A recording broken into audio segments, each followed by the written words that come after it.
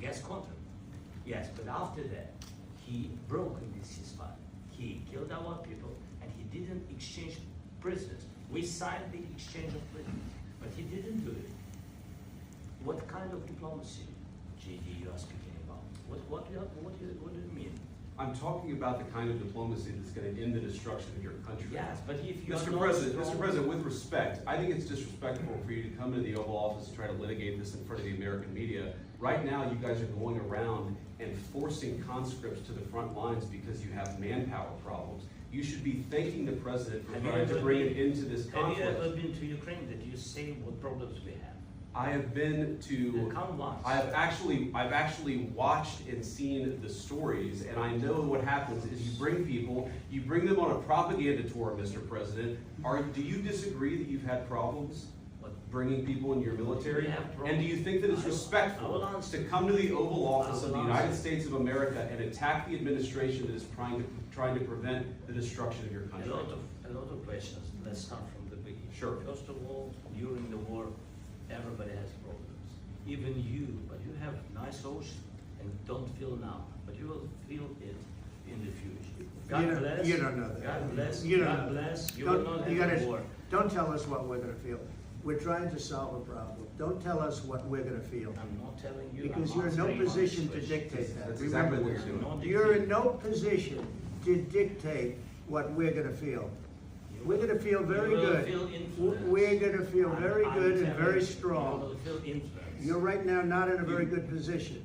You've allowed yourself to be in a very bad position, and he happens to be right about it. From the very beginning of the war. You're not in a good position. You don't have the cards right now. With us, you start having cards. But right now, you don't. Yeah, you're playing cards. You're playing cards. You're gambling with the lives of millions of people. You're gambling with World War III. You're gambling with World War III. And what you're doing is very disrespectful to the country, this country. That's back to you. Far more than a lot of people said they should have. Have you said thank you once this entire meeting? No, in this entire meeting, have you said thank you? You went to Pennsylvania and campaigned for the opposition in October. Offer some words of appreciation for the United States of America and the president who's trying to save your country. Please, you think that if you will speak very loudly about the war, He's not speaking loudly. He's not speaking loudly. Your country is in big trouble. Wait a minute. No. You've done a lot of talking. Your country is in big trouble. I know. You're not winning. You're not winning this. You have a damn good chance of coming out okay because of us. Mr. President, we are staying in our country, staying strong from the very beginning of the war. We've been alone.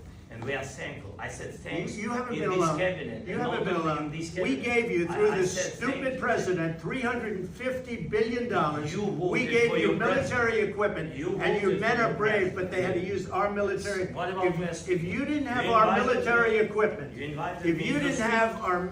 equipment, this war would have been over in 2 weeks. In 3 days. I heard it from Putin. In 3 days. This is something maybe less. In 2 weeks, of course, yes. It's going to be a very hard thing to do business like this. Again, just say thank you. I said a lot of times to American people. Accept that there are disagreements, and let's go litigate those disagreements rather than trying to fight it out in the American media when you're wrong.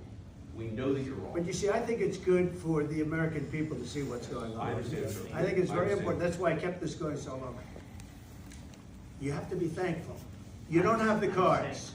You're buried there. Your people are dying.